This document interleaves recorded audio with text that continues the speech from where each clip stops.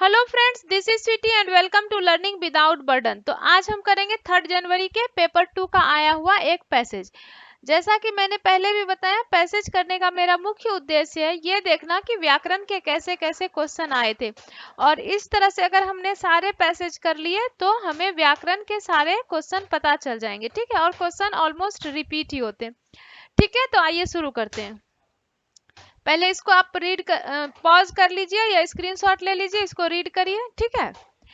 एक हालिया अध्ययन के अनुसार जहां एक और दुनिया भर के लोगों का औसत कद बढ़ रहा है, वहीं आम भारतीयों का कद लगातार घट रहा है।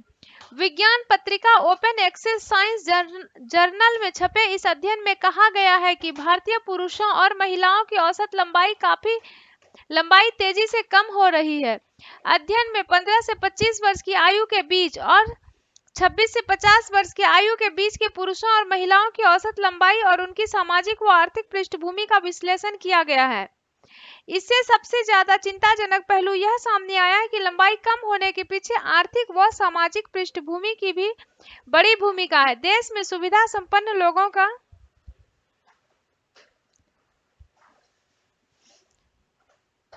अब एक बार यहाँ से आप लोग वीडियो को पॉज करिए और पढ़िए। ठीक है।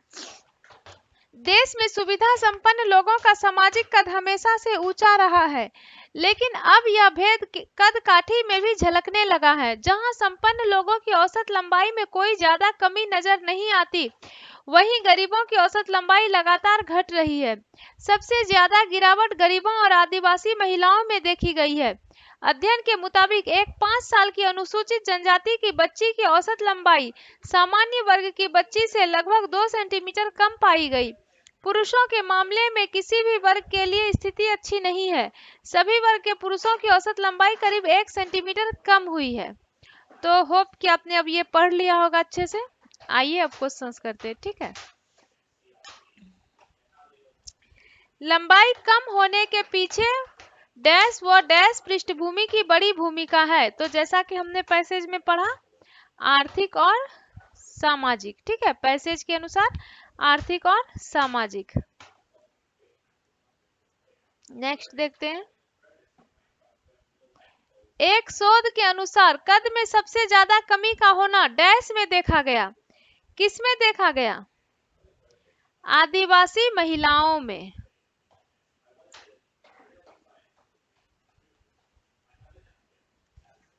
शोध में कौन शामिल थे? 15 से 25 वर्ष की आयु के पुरुष व महिलाएं। 26 से 50 भी था, लेकिन ऑप्शन में दोनों दे दिया। 15 से 25 वर्ष की आयु के पुरुष व महिलाएं दोनों था। ठीक है।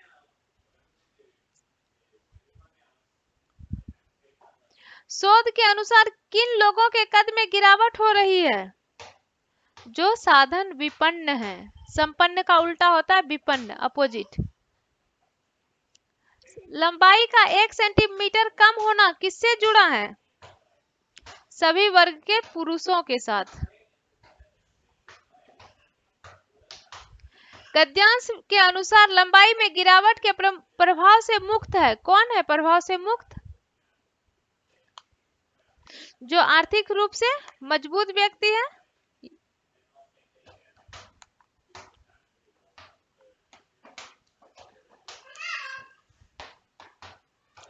कौन सा शब्द समूह से भिन्न है?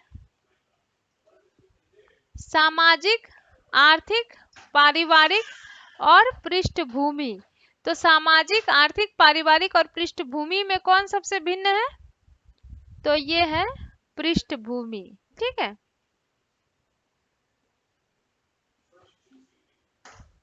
लंबाई शब्द है। लंबाई शब्द क्या है? भाववाचक संज्ञा है। लंबाई शब्द भाववाचक संज्ञा है। अब तो ये फिर एक गद्यांश आ गया। तो इस तरह से हमने देखा कि इसमें सिर्फ 2 ही क्वेश्चन व्याकरण के आए थे, एक संज्ञा से रिलेटेड। ठीक है, एक संज्ञा से रिलेटेड था। ये 128। ठीक है, 128 भाववाचक संज्ञा, एक संज्ञा से रिलेटेड था।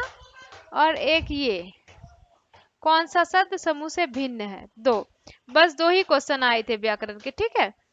तो अगर वीडियो पसंद आया तो वीडियो को लाइक करिए, फ्रेंड्स के साथ शेयर करिए, और अगर अभी तक चैनल को सब्सक्राइब नहीं किया है तो सब्सक्राइब कर लीजिए, ठीक है।